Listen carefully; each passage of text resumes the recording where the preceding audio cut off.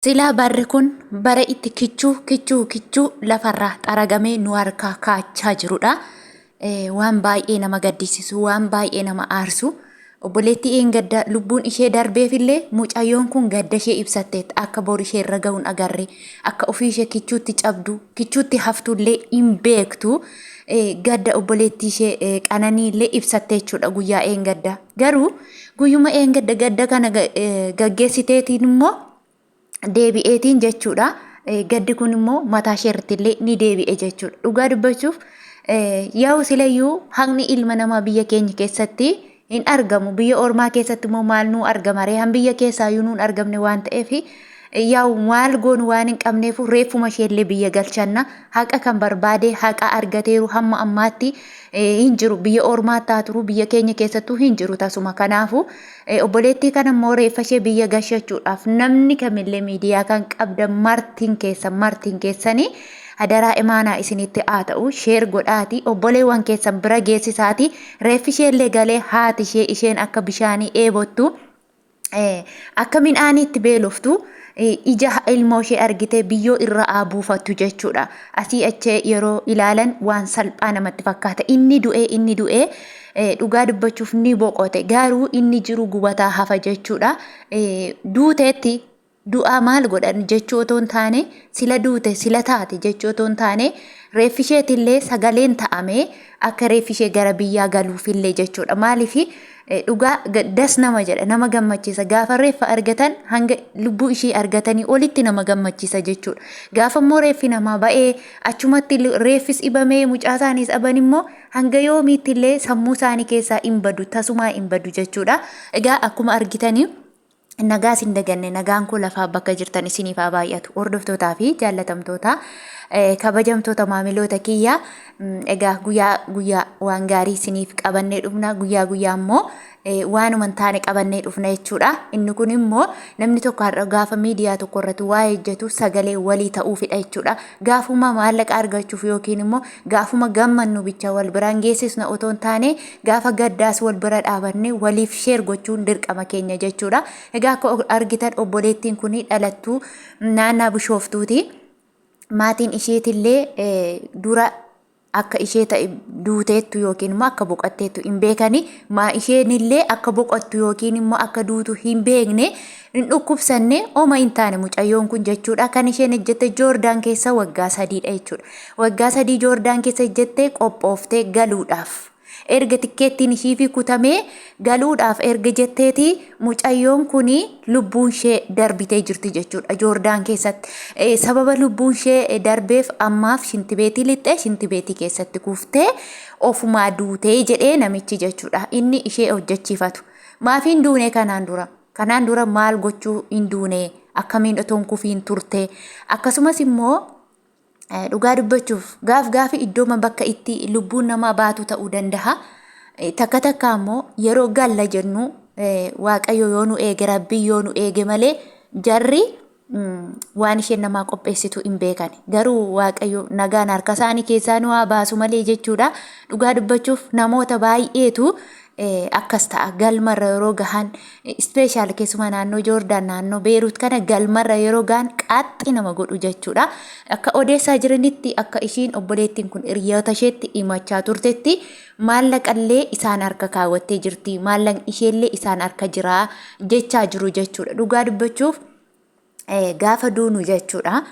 Sirriidha maallaqa ofii of harka kaawwachuun kanuma jirudha. Maaliifi jireenyi ilma namaa biyya lafaa irratti namaa hin guutu waan ta'eef maatii ofiittis yoo ergatan tarii maallaqni kiyya na jalaa bajabajama na jalaa dhumaa kan jettu sirri harka amanattee harka isaanii irraa nyaattee amaanaa itti of laattee guutummaa jireenya ishee itti of laattee of gattee namni kun jarri kun gaarii dura gaarii ta'anii isheetti mul'atuu danda'u. Garuu gaafa maallaqni namaa araba harka waggaa 3 waggaa amma kana haa turuuti gaafa ji'a 3 isaan irra ga'u dhugaa dubbachuuf manaa si ari'uu si sababuu waa si gochuu yaalu jechuudha. Kanaafuu yoo duunellee maatiin keenya haa nyaatan.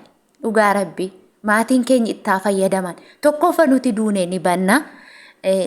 nuunis dhaban maatiin keenya lammaffaa dafqa keenyallee alagaa nyaata jechuudha akkatti jennee akkatti finnu ni beektu hundi keessan siniif ifaadha nama jalaa dhokatu hin jiru jechuudha garuu maallaqa ofii isaan harka kuufachuu jechuun never dhugaa ani akka kiyyatti akka mataa kiyyatti gaafa ji'a 2 darbe ji'a 3 darbe keessi kiyya nan sodaadha naa kennaa jechuu maaliif yoo irra baay'ate sii kennuu jibbu sii kennuurraa si ajjeesuu lubbuu kee baasuu filatu gaafa immoo maallaqa baay'iftee harka kaawwattee galuuf karoorfitu isaan immoo karoora biraa sitti yaaduu danda'u egaa dhugaashee immoo waaqayyo baasu nutiin argine garuu akka odeeffannoo jedhanitti immoo ijoollee kanaaf sagalee ni taana ni dubbanna dhugaan ilma waaqayyooti dhugaatu baasa jechuudha garuu immoo namoonni maallaqa keessan nama harka kaawwattan araba harka keessumaa miindaa keessan isaan harka kaawwattan baay'ee ulfaataadha dhugaa dubbachuuf yoo ta'uu baate harkaa fudhadhaa juma lamaan illee harkaa fudhadhaati oksadha of harkuma okfadha malee gaarii miti gaafa ati waa tokko bitte indawum warqii illee bitanii gaafa kaahan isaan inni hatte namaan jedhu jechuudha ulfaataadha jechuudha kanaafu lama dhabduun ayyaana dhabduudha maallaqa keessan maatiin keenya illee nyaachuu qabu malee alagaan illee nyaachuu hin qabnu jechuun barbaada obboleettii keenya gaa waaqayyo lubbuu ishee warra jannataa haa taasisu boqonnaa haa kennuu fi maatii fi firoota isheef illee jajjabina haa kennu egaa nuti immoo jechuudha irraa barachuu qabna yeroo namni kamillee amantii kamiyyuu yoo qabaattan musliimas ta'a ortodoksis pheenxees kamiyyuu yoo taatan dhugaa dubbachuuf of eeggadha yeroo shinti beetii lixxani amantii qabdaniin maqaa Yesuusin beeyyesuusin basmaa wal bismillah jaati itti gala dhugaa dubbachuuf siniin jedha maaliifi in beekamu waan itti seexanni nama lakkaftu karaa itti nama lakkaftu in beekanii amantii qabdaniin ofirraa ifadha dhugaa jechuun amantiin dhugaadha nama oolcha amantiin nama oolcha waan ta'eef dhuguma tarii yookiin immoo geessanii ajjeesanii akkas taatee shinti beetii keessa jechuun ni malu nuti waan irraa beeknu hin qabnu garuu immoo obboleetti kanaaf sagalee taanee reeffa ishee maatii ishiitti akka galchinu isiniin jechuu barbaada hordoftootaaf jaallatamtoota kiyyaa namni miidiyaa guddifachuu qofaaf otoo hin taane inni kun sagalee walii ta'uun wal gargaaruudha dhugaa aarsaa guddaa walii kaffaluudha akka kootti akka yaada kootti namoota baay'een dur bakka bu'eensaa kan dhibame amma erga miidiyaan dhufe erga tiktookiin erga yuutuubii waan adda addaa teknooloojiin baay'ate kan du'an reeffi galaa jira kan badallee barbaadamaa jira kan miindaan isaa uwwatamillee ni kennama dhugaa dubbachuuf